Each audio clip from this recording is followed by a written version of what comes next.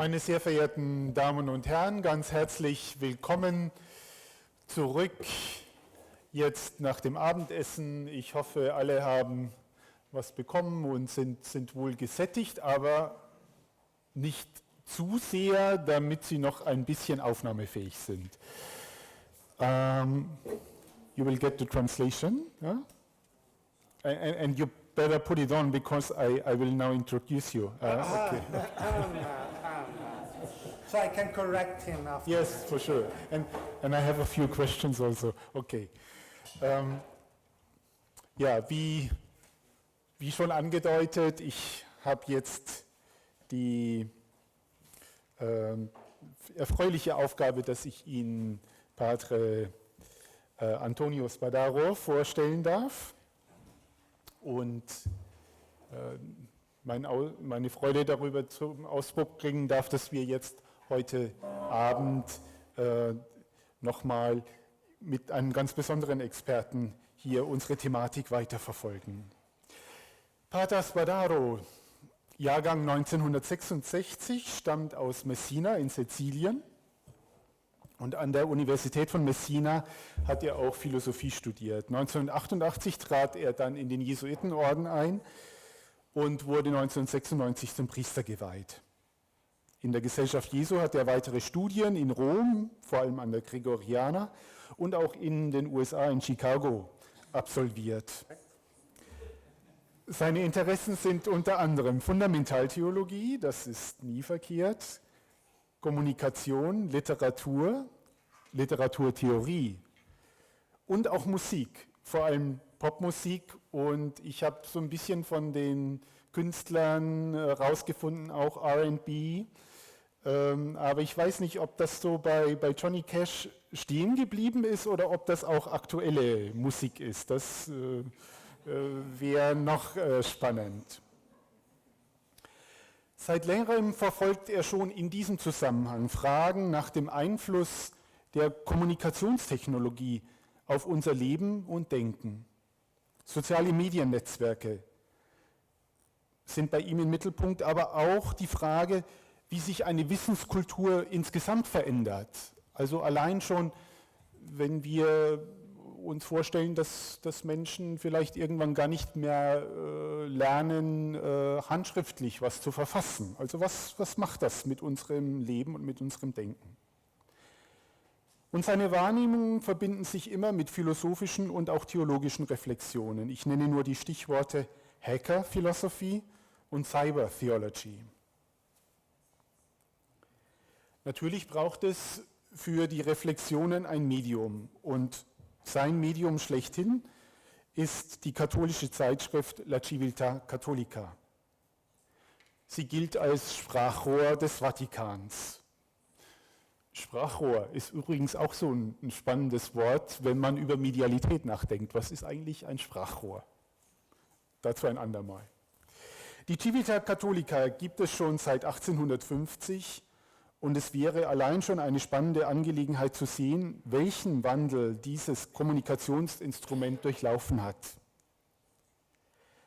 Pater Spadaro gehört seit 1998 zu den Herausgebern und seit 1911 ist er Chefredakteur. Und er hat einiges getan, um den Medienwandel nicht spurlos an der Civiltà vorbeiziehen zu lassen. Ich verweise auf den Internetauftritt, viele interaktive Angebote. Die Civiltà erscheint inzwischen in 4 verschiedenen Sprachen oder 5. Ja. Englisch, Spanisch, Italienisch selbstverständlich und Koreanisch und Französisch und Koreanisch.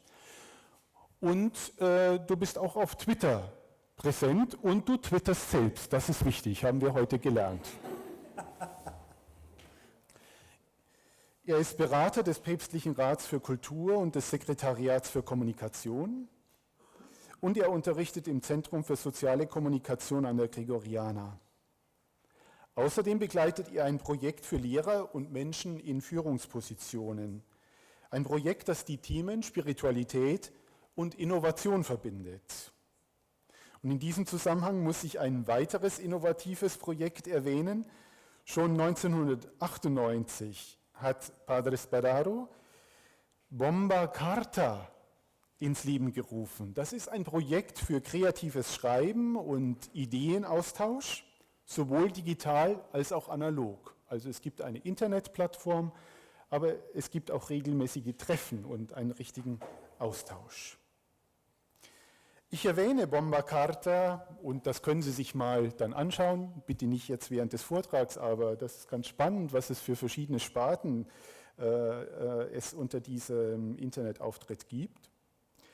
Ich erwähne das, weil in meinen Augen berührt Innovativität ein zentrales Moment deiner Interessen und deines Schaffens, nämlich Kreativität als eine schöpferische Imaginationskraft und jetzt, das ist das Wichtige, die spirituelle Wurzeln hat, behaupte ich. Und hier ergibt sich meines Erachtens auch ein Brückenschlag, der jetzt selbstverständlich nicht fehlen darf, nämlich zu Papst Franziskus, der ja mit seiner Kreativität, mit seiner spontanen Kreativität auch manchmal Menschen überfordert. Pater Spadaro gilt nämlich als Papstversteher und ich glaube, du verstehst ihn, weil du um die spirituellen Quellen dieser Kreativität weißt, die bei ihm immer wieder sichtbar wird. Dankbar bin ich, dass Papst Franziskus zurzeit nicht so ganz spontan und kreativ war, dass er für diese Tage eine Reise angesetzt hat, weil es nämlich hieß, wenn Papst Franziskus auf Reisen geht, dann muss ich euch absagen. Er hat keine Reise angesetzt, unfortunately. Sonst könntest du heute nicht hier sein. Dankbar bin ich auch, dass du rund um den 5. Jahrestag seines Pontifikats dennoch Zeit gefunden hast, um heute hier bei uns in St. Georgen zu sein. Ich freue mich sehr, dass wir mit Pater Spadaro heute einen ganz ausgewiesenen und illustren Experten zu Gast haben, der zu uns sprechen wird und der aus der Mitte der Praxis von Kommunikation und Medien kommt und uns zugleich eine theoretische und auch theologische Orientierung eröffnen kann. Ganz herzlich willkommen und ich freue mich auf deinen Vortrag.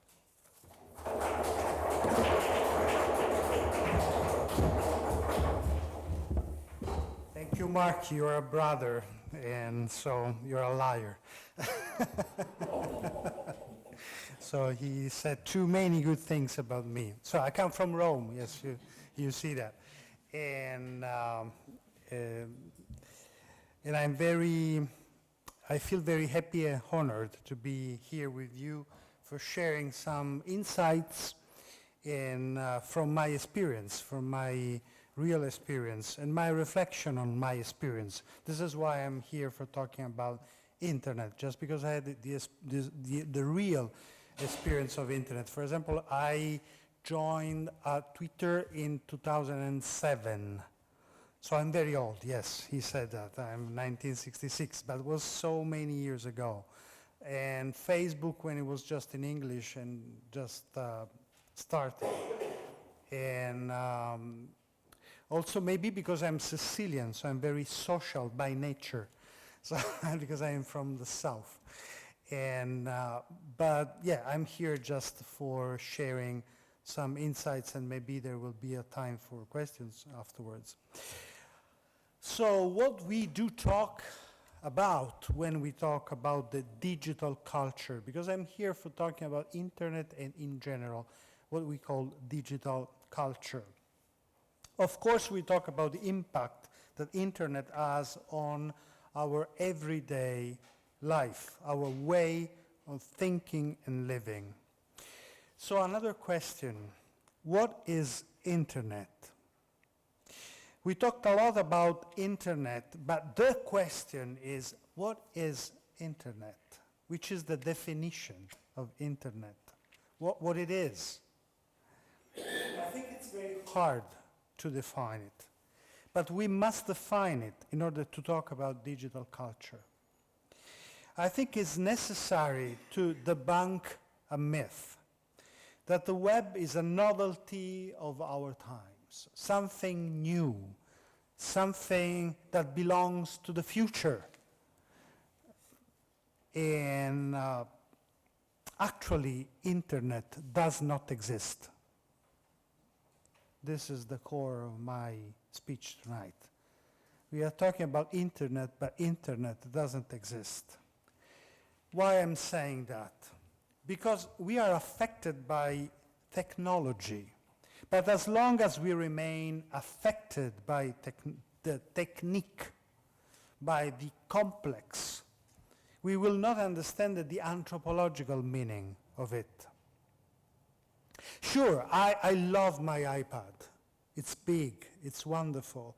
It's something that, I can read everything. All my books are stored here. I can think with my device, so I love it, something new. But which is the meaning of it? So I can just be stuck in front of the beauty of the new technology. Why? Because the internet is an ancient, is an old revolution. In particular, the net is a revolution that could be defined as ancient, which means with firm roots in the past, because it gave a new form to the desires and values as old as the human being. A question for you. Which are the desires to which the net is giving shape and is answering to? Do you know? Why are you in internet? Why do you browse internet? For doing what?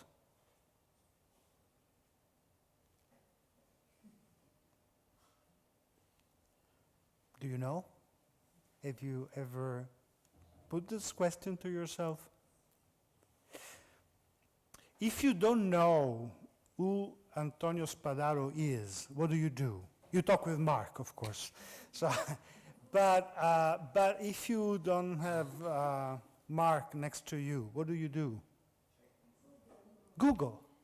So you use internet for knowledge, for getting knowledge, for know what you don't know. And are you on Facebook, for example? Yeah. Okay. Why are you on Facebook? For being connected with your friends. So this is what human beings call relationships. So we are in internet because we need to relate to others, so relationships, and to get news and knowledge. So my question is, knowledge, the desire for knowledge and the desire for relationship, is it something new? No. It's not new at all. So when we look at the internet, it is not just to see the perspectives on the future that it offers, but also the desires that human beings have always had and to which they attempt to respond, which means relationships, knowledge, communication. It is true that technology often provokes also astonishment and disquiet, but why are these feelings generated? It's probably because technology is able to realize something that corresponds to ancient desires and profound fears. We have to face with them desires, old desires, and old fears. Were this not so, then its innovation would not really touch us, intimidate us, and make us wonder. The internet is already a reality that makes up part of our everyday life, the everyday life of many people. Speaking generally, we can no longer simply ignore the internet and return to an innocent time when, since the functioning of our primary world, of the means of communication of every type, is based on the existence of the digital world. So there is no way out. It's not an option. Internet is not an option. Today the web is a place where we live in order to stay in contact with friends who live far away, to read the news, to buy a book, or to book a trip, as I did for coming here. Well, someone else did for me. To share interests and ideas. It is a space of mankind, a human space. It's not just technological, not something cold. It's very warm. It's a human space that is populated by human beings. It's no longer something anonymous and aseptic, but has a scope that is anthropologically qualified. Pope Francis wrote in his message for the 48th World Communication Day, 2013, the internet offers immense possibilities for encounter and solidarity. This is something truly good, a gift from God. Wow, a gift from God. It's an interesting perspective because this perspective answers to the question, why the human beings invented internet? Which is the vocation of internet in the plan of God for humanity? Which is a huge question, which is the only real question for theologians. So you have to study on that. This is a question for you. Internet is a space for experience that is becoming an integral part of everyday life in a fluid way, a new existential context. So when you look to the internet, you not only need to see the future perspective that it offers, but again the desires and the expectations that men and women have always had, and to those it tries to respond. Again, relationships and knowledge. Even a part of our faith, the faith life, is digital. It lives in the digital environment. Have you ever shared experience that you did in the church, for example, or experience of prayer on Twitter, on Facebook, on Instagram? Have you ever did that? Yes, no, never. Did you ever share something of your life on Facebook, or a picture of a church, or a spiritual insight? Yes, good. So, which means that a part of your faith life is digital, lives in the digital environment. One of my students, when I taught, before becoming editor-in-chief of Civiltà Cattolica, one of my students of the Pontifical Gregorian University once said to me, "I love my computer." I said, "Oh, so it's an Apple computer," because I love Apple. And I said, "No, it's a Dell." He said, "So why you love your computer?" And he said, "Because all my friends are inside there." So I just stared at him and then I realized that it's true, because he was coming from Nigeria. So the only way for him to keep alive his relationships is just it's not true. It's not your experience also. And it's just Skype, FaceTime, Facebook, email, WhatsApp, and so on. So the answer was right. All my friends are inside my computer. So you see. And another question, do you have friends? I hope so. And did you ever experience that the friends of yours became friends between them or among them? So they know each other because they know you. Do you ever had this experience? Okay, so you are a hub, what we call a hub. Hub, you know, is not, the hub is not just the airport, no? Hub is a place for connection. So you are a social network as a person. You are a hub of connections. Life itself is a network that is expressed physically and also digitally. It's the same life. We shouldn't be schizophrenic. So it's the same life. Internet now is a reality that is part of our daily life.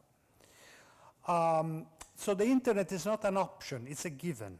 Evangelization cannot ignore this reality. Why? Because internet is not a bunch of wires, modems, computers, iPads, iPhone, or Android devices. It would be wrong to identify the reality and the experience of the internet to the technological infrastructure that makes it possible. How do you say, I'm speaking in English, so how do you say, how many words are in English for saying the place where a family lives? Yes, which one again? Aloud. Home, just one. House. And which is the difference between house and home? Home is where your heart is. Exactly. And so house are the walls, the building. So you can't say that the family, the home is the house. You can say that the family is the walls, the building. So it's the same thing for internet. Internet is the experience you do thanks to modems, computers, iPad, iPhone. Internet is not the iPhone, the connection, the wires, but internet is the experience you do. It's a human experience, anthropologically relevant. So internet is a space of experience that more and more is becoming an integral part in a fluid manner of daily life. What the Italian bishops called in a document a new existential context, which is very interesting. But Benedict XVI wrote something extremely interesting in 2013. In his message for the Social Communication Day, he said, it's kind of revolutionary, actually. The digital environment is not a parallel or purely virtual world. It was said this afternoon, if you remember that. Again, the digital environment is not a parallel or purely virtual world, but it's part of the daily reality of many people, especially of the young. So, he's saying that digital environment is not something fake. And there isn't a real distinction between virtual and real. There is a distinction between physical and digital, but not between real and virtual, because the physical experience is real, and the digital experience is real as well. It's different, but it's real.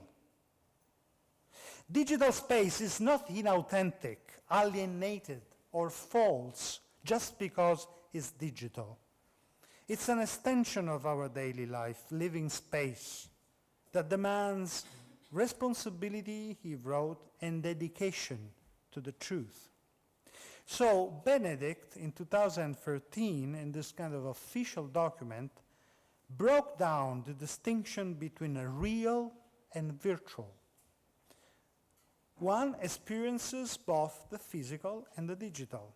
So we are called, therefore, to live well, knowing that the net is part of our vital environment, and that in it develops a part of our capacity for creating experience. then technological mediation is not a pure alienation. Our relationships are always mediated. If you make a phone call, do you think that this is fake? No. And we are used to make phone calls all the time. We spend a lot of time on the phone. But is it a fake relationship with the other? No, it's real, but it's mediated technologically. So physical contact is not enough to make our relationships authentic. We often experience physical but also false relationships. Did you ever smile to a person you really hate? Good morning, like this one. Like you feel very uncomfortable doing that. So this is a physical relationship because you are face to face, but it's false. Did you ever write an email explaining showing your feelings, deep feelings, to a friend? Or a message on WhatsApp or Facebook, whatever? Did you ever express yourself, your experience, your feelings to others using email? Yes. But this is mediated, it's in the digital world. So you see, I mean, the distinction is not between real and virtual. I would like to abolish the word virtual. Doesn't make sense. We have to establish the difference between between physical and digital. And both of them can be authentic or inauthentic. It's up to our heart. It's not about the mediation of our message.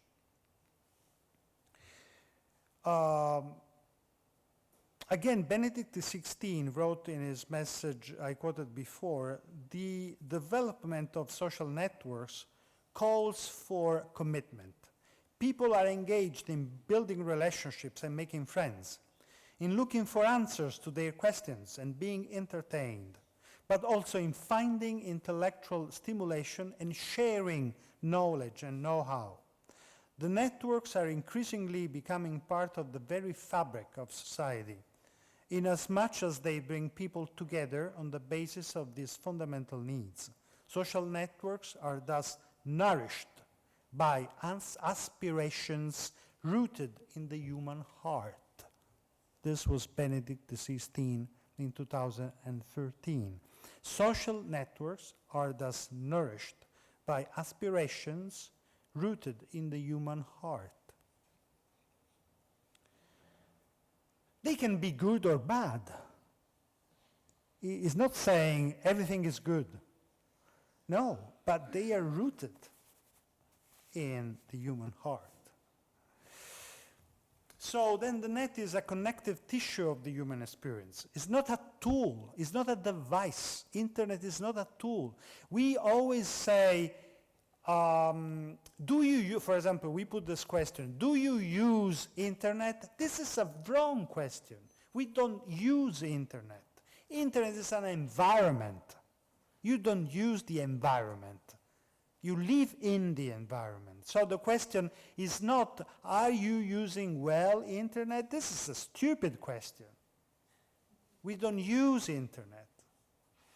The question is, are you living well in the digital environment? Or even better, do you live, how are you living your life at the time of the digital environment or the digital technologies? How do you live that experience? No, how do you use it? And this is the virus of our mentality, which destroys our ability to live well in this environment. So, saying that, we understand that this is very relevant to our spiritual experience, the spiritual life. You know, a cornerstone of Jesuit spirituality lies in something once said by Ignatius of Loyola. It's kind of a motto. He said, "Seek and find God in all things." Do you know this motto? This is very important. It's crucial for us. The simple phrase explains exactly why Jesuits are not only lovers of frontiers, as you will know is one of the key words of Pope Francis, and trenches, but also we are also lovers of the wrong places. I was struck recently by the title of a book I bought but I never read. And the title is Searching for God in All the Wrong Places. And I love the title. But now I don't want you to think that we are looking for God in the wrong place. As a matter of fact, the digital environment is a very good place to seek and find God. Technology, and above all communication technology, is not simply an illusion of control of the forces of nature in our pursuit of a happy life. To say this would be to view technology only as a result of a desire for power and domination. With technology, we express and confirm the superiority of the spirit over the matter. Technology is the organization of matter according to a conscious human design, and therefore belongs to man and women's, of course, spiritual being. We are called upon to understand its very nature as it relates to spiritual life. So it's not possible to talk about pastoral work and communication without understanding the spiritual value of the technology of communication. The right place for talking about internet inside the theological environment is spiritual theology. Spiritual theology. This is the right place for studying internet and its meaning.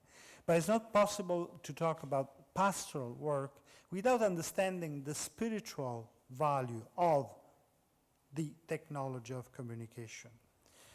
Men and women have always tried to understand reality through technologies. Let's think about how photography and cinema have changed the way of representing things and events. Think about the airplanes. The airplane has helped us understand the world in a different way than the cart with wheels. The press itself has made us understand culture in a different way. And so it goes. So technology, therefore, is not a collection of modern and avant-garde devices, gadgets, objects. It's a part of the action which men and women exercise their capacity for knowledge, freedom, and responsibility. It's part of the action with which men and women exercise their capacity for knowledge, freedom, and responsibility. So machines more and more are assuming a value that touches the higher dimensions of men and women, thinking, expressing themselves, communicating, understanding the world. So the Christian is called to understand the profound nature, the very vocation of the digital technology in relation to the life of the Spirit. Technological development, when applied in a good way, is able to express even a longing for transcendence. Transcendence of the human condition as it is experienced today. Cyberspace could represent the human desire for a fullness that exceeds the self, which means presence, relationship, and knowledge. Cyberspace highlights our own finitude. It also mirrors our desire for the infinite. If you see carefully,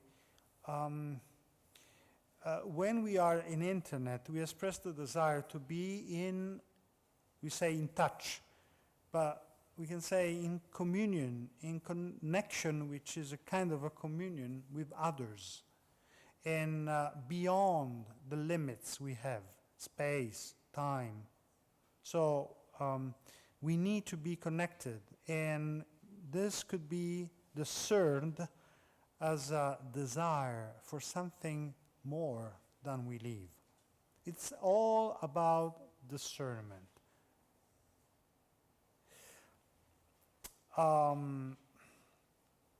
So, how to deal with the question of spirituality in the age of the internet? How to deal with the question of spirituality when the web has become a part of the fabric of everyday life? It's necessary to consider what I call cyber theology. This is the title of my book that was translated in 8 languages, but not in German, so I'm sorry. But anyway, it doesn't matter. So cyber theology. Cyber theology, it's very simple. The idea under this term and this book is very simple, because at some point I said to myself, what's theology is? Thinking faith, basically. And internet has an impact on my way of, or our way of thinking. So internet has an impact on my way of thinking. Theology is thinking faith. So my question was, how internet has an impact on my way of thinking faith? And this is another huge question. So cyber theological reflection is always a reflexive knowledge that starts from the experience of faith, but start from there, the real experience of faith. This becomes theology in the sense that it responds to the formula fides querens intellectum, faith seeking understanding. So I would like to put forth some important challenges now, considering what I told you until now. And there are some questions. We'll see how much time I still have. When it's time, I can finish, because they're just points, so I can skip points without problem. I'm here for complicating your life, not for simplifying it. So I want just to put questions. So the first one, I can summarize it in a simple formula: from answer to question. From answer to question. We live bombarded by messages. We suffer from too much information, the so-called information overload. The problem today is not finding answers, but recognizing the significant right ones on the basis of the many answers that I receive. In the era of the search engines, answers are at hand. If you don't know who Antonio Spadaro is, you take your phone and you just Google. It's very easy to find answers. Answers are everywhere. It's a professor of Newcastle University once said, the teacher doesn't need to give any answer because the answers are everywhere. Today is important to recognize the important questions, the fundamental ones. And so we need to make sure that God can still speak to us, remain open in our life. But the question is, when you Google, when you want to know who Antonio Spadaro is, what do you do? Who Antonio Spadaro is, question mark? Do you do this kind of search? No, you just put Antonio Spadaro. And which means that we are losing the question. And the syntax of the question. We don't put questions anymore. We get answers without putting questions. Even when I arrived here, I have TripAdvisor in my iPhone. And so at lunchtime, you are in Frankfurt. There are very good places for eating around you.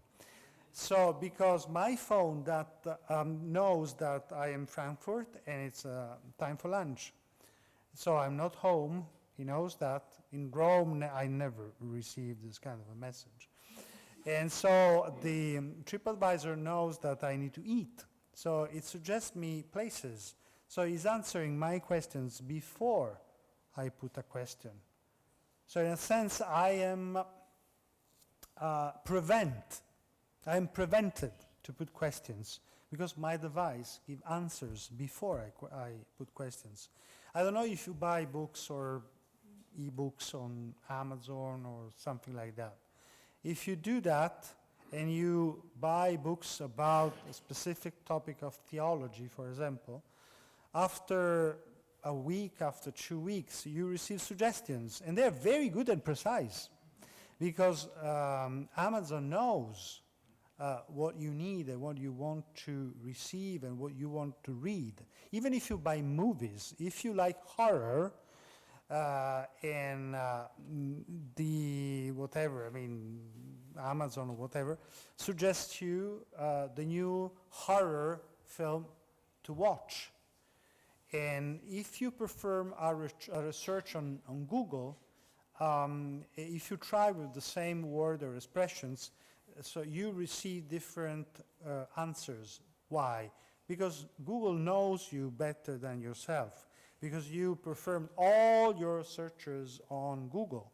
So it knows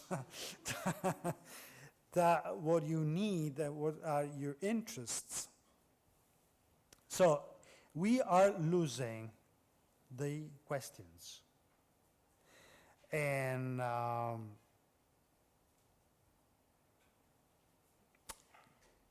so doing our pastoral work, we usually present the gospel as the book that contains all the answers to the questions of the human being. So there you go. This is the gospel. You can find all the answers you need for living well. This is our pastoral work. This is the pattern of the pastoral work of many priests, almost all of them, because we believed, we found our answers reading the gospel. But now, at the time of the search engines, what does it mean searching for God? So if you present God as an answer, means that he is one answer among many. It's like tomato sauce. There is this kind, this other kind, this other kind, and so on. It's not effective. People is not interested. Or maybe someone is interested, can buy it. But, I mean, it's an answer among the others. So which is the way, which could be a new way for doing pastoral work, is to understand the gospel as the book which contains all the good questions for a human being, for a human person. All the good questions, not just all the good answers. And if you put interesting questions, and if you help people to put good questions, this is very helpful. Pope Francis in Evangelii Gaudium wrote, "We should never respond to questions that nobody asks." And this is the main job of many people involved in pastoral work, to give answers, to respond to questions that nobody asks. So try to put questions. Try to do that in your social networks. If you post something on Facebook, fine, you get a lot of likes, maybe. But if you put questions, you get answers. So if you are not an answer, but you are a question, you get answers. because people feel questioned, involved in. So how does the church know how to become involved with the questions and doubts of men and women? Does the church know how to arouse the irrepressible questions of the heart on the meaning of existence? Pope Francis used the image of the Emmaus disciples. The church needs to know what did Jesus did when with the Emmaus disciples. He said, "Look, it's me! Don't you recognize me?" No, he didn't do that. What did he do? He started to interview them. "Hi, how are you? What are you doing here?" So he used the interview style. So this is why Francis likes interviews. No, he wrote that. I wrote a collection of the interviews I did with him, and he wrote the preface, and he said that. It's interesting. It's very interesting. So he evangelized people, not giving answers, but putting questions, starting from their starting point, avoiding them to recognize him even. This is the right way to act in the digital environment. So Jesus was pretty aware of the digital environment when he was in Emmaus. Anyway, this is the style. This is a good question that the digital environment is putting to our general style of our pastoral work. Not just in the digital environment, also in the physical environment, because the digital environment has an impact on the physical one. Second question. Today, even the modality of the fruition of the content is changing. We are witnessing the collapse of programming. You know, there was MTV. It's still there, but it changed a lot. But why? Because before YouTube, you needed MTV for watching video music. But now it's at hand. The video music is available, always available, 24 hours a day, 7 days a week. And so you don't need to follow a program for watching what you want to watch, or to browse a schedule for watching your preferred broadcast, because everything is always available. And the faith seems to be a part of this logic. Programs are replaced by personal research, and the content always accessible on the net. If you want to listen music, it's easy. How can you listen all the music you want, even the most recent? Just subscribe to Spotify or Apple Music. It's easy. So you don't have anything in your device, so anything belongs to you, but you have access every time you need to what you are looking for. So the catechism was a form for presenting the contents of the faith in an ordered, consistent, and articulated manner. In a time in which the programming broadcast schedules are in crisis, this modality of presenting faith is in crisis. It's the same logic of MTV. And sometimes we are still there. We are presenting faith as it was MTV videos. And no, it's the time of YouTube. So everything is there. You access the content through questions again. So if you don't have questions, you don't have access to the database and to the content itself. So there is no way in the digital time, not environment, because this has an impact on our way of living. You are not interested in contents to to get contents because they are always available.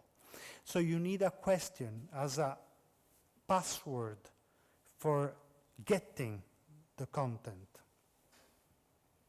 So what challenges does all this pose for the faith and its communication? How do we prevent the church from becoming just a container of faith, a container for holding access to the faith, like a television that speaks without communicating, because we just turn on and then we do something else usually. We watch movies, but we don't watch television. We listen, we do things. It's kind of a buzz, no, that there is in our life, daily life, but we don't pay attention to that. So this is a big challenge, another big challenge. I can summarize saying from content to people, from content to people.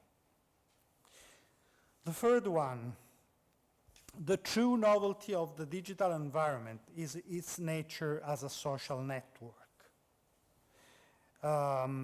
Namely, the fact that it allows not only the relationships between me and you, because if I am your friend on Facebook, I see your friends and you see my friends, and they can even exchange messages between them.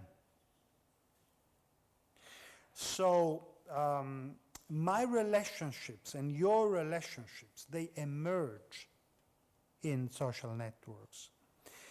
That is, in the net, not only people and contents emerge, but relationships. Oh, this is the bell is not the, okay, but fine, okay, but feel free to interrupt me whenever you want. So communicating, therefore, no longer means transmitting. So if you have a content and you want to share, it's not enough to put it, to publish it, or to broadcast it. You have to share it with people you are in relation to. So for example, if I put something, if I publish something on my blog, it's fine, it's there. But if I don't share the content on Twitter, on Facebook, no one reads it. Well, they can have access through Google. This is another kind of question. But you don't spread the message if you don't have relationships. So the past model was the model of broadcasting, like I'm doing here now with the microphone. So I speak, you listen. No? So I spread my contents and you just listen. And this was the radio system. The radio speaks and you receive. But the way of transmitting is not the way, the right way now. The right way is sharing. So to share your contents with your friends, with your relationships. And your friends are able to share the content you shared with their friends, and so on.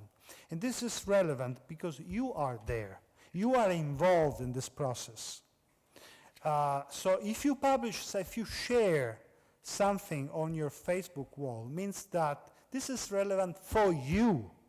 And since I'm your friend, this is relevant for me that you share that content. So every sharing, it's a kind of a witness. So when you communicate, you witness something and you involve yourself in the process of the communication. Benedict XVI, again in 2011, wrote, when people exchange information, they are already sharing themselves, their view of the world, their hopes, their ideals. Interesting. Interesting. They share themselves, their view of the world. So the net today ensures that the content does not live outside of relationships. But this is exactly what happened in the beginning of the Christianity, when the first Christians, they share the gospel, not just preaching the gospel, but sharing their own life. So witnessing, it's the way, the most effective way today for sharing a content. 4 point. I could summarize it from filtered bubbles to diversity. So if you, but I already talked about this, because I told you, if you perform a research on Google, and if you are looking for something, the search engine has an algorithm that works inside. So the algorithms know what you're interested in. So you receive the answers that are much alike you. I mean, there resembles answers that resemble you. That they express answers that express your vision, even politically. If you are on Facebook, you get news, no? You know there are news from updates from your friends. Which kind of updates you receive? Usually Facebook knows you quite well because you share a lot of things. And so usually these are the people much like you. So the people share your values, your political ideas, your faith. So if you're American and you're a Republican, you usually receive updates from other Republicans, not for Democrats. And if you are Catholic and you receive updates from priests and nuns maybe, but I mean from Catholics. And if you have some kind of, you're interested in food, you receive updates about other people who are interested in cooking and so on. So people like you. And again, if you're interested in certain kind of books, you receive updates about books you already like, which means that step by step you become caged into a filtered bubble. You receive contents that are much like you, what you are already are. So you became caged, and diversity is excluded from your life. And this is just terrible.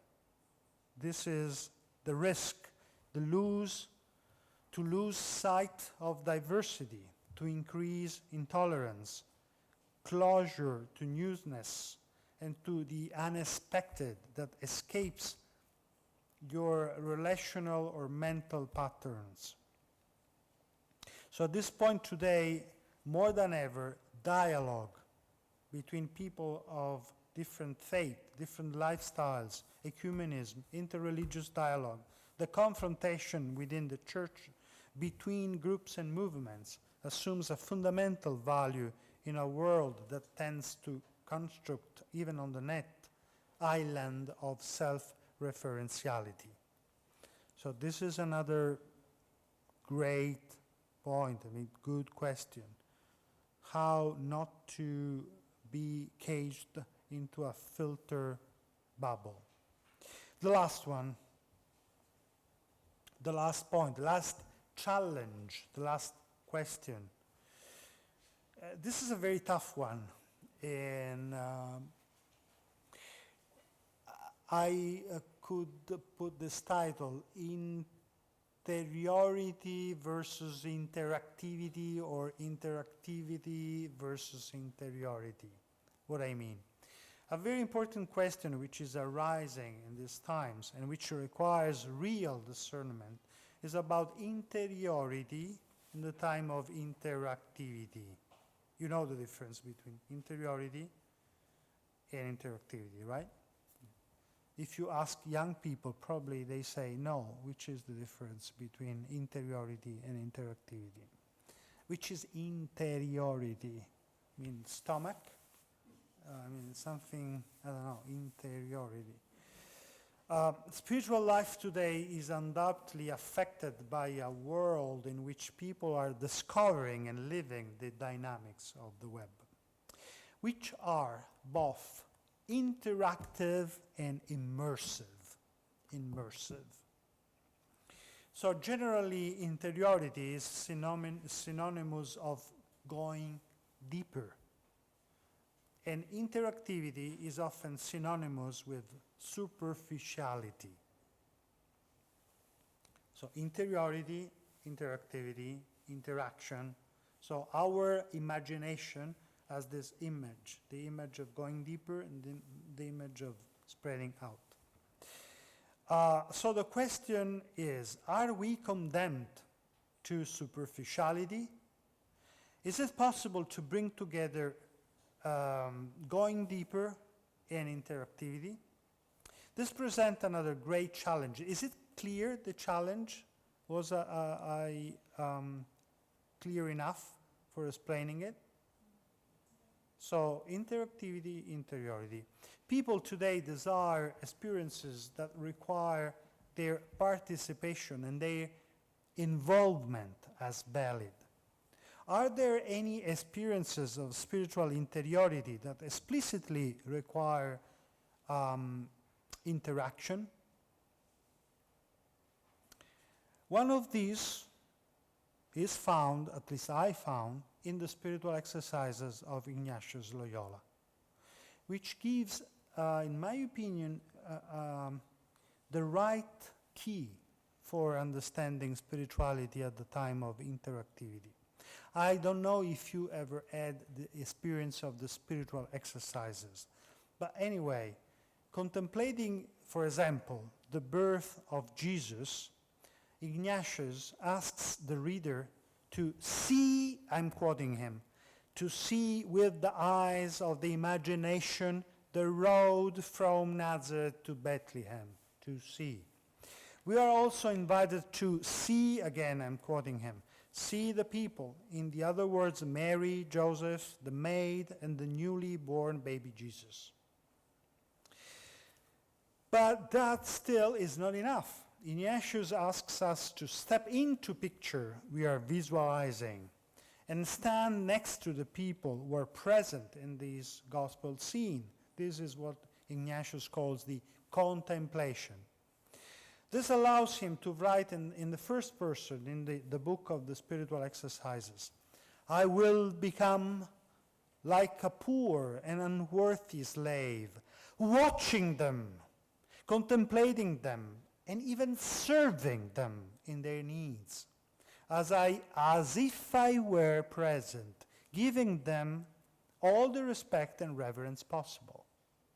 So, if we consider the world virtual good, which we should not, but anyway, just for explaining better, so myself, I could say that Ignatius is building a set of virtual reality. We are like a video game. So, because he is not asking to read the gospel and to go deeper and to repeat the words. No. He's saying, open your eyes, see the people and interact with them, serving them. So he's asking you to interact for going deeper. So whoever undertakes the spiritual exercises of St. Ignatius, the original ones, is therefore clearly invited to immerse themselves in the biblical text in at least 4 ways: by imagining themselves actually taking part in the scene, by empathizing with the emotions of the characters, feel what Jesus felt, and so on, by reliving step by step the events surrounding the mystery that they are witnessing, and by interacting with the different participants and the different surroundings. At this point, this is very clear. The experience of the spiritual exercise is not simply of interiorizing. They generate an interactive experience. The resulting death comes from the intensity of the relationships and from the interactions creating during the contemplation. In the web as well, there are no depths to explore, just nodes to browse and to connect to one another. What seems superficial is only the way in which we move, perhaps unplanned and unforeseen, from one node to another. The spirituality of today's person is very sensitive to these experiences. What will the ability of thinking be like of those people whose mode of thinking is undergoing mutation because they live in a digital environment? I'm not talking about the digital environment, but the young generation as it is, I mean, in the real, normal, physical life. And of course, how the cyber thinking, which is a fully interactive way of thinking, is going to change our way of thinking theology and living spirituality, especially for the digital native theologians. Even the way of reading is changing, because it's more interactive and immersive than before, because we are used to read books, which the books go from A to B to B to C, and the pages go one after the other. But if you read on the web, you do every kind of digital reading, you have links. So their way of searching is not going deeper, but connecting things. It's a connective ability of thinking and even of praying. It's a connective spirituality. The spirituality is a way to not only going deeper, but connecting diverse things one with the other.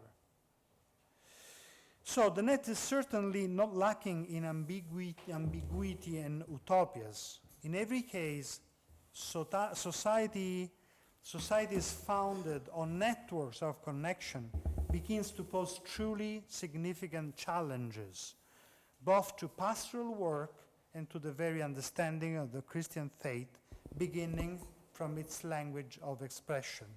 So the challenges are demanding, and our task is equally so. Thank you.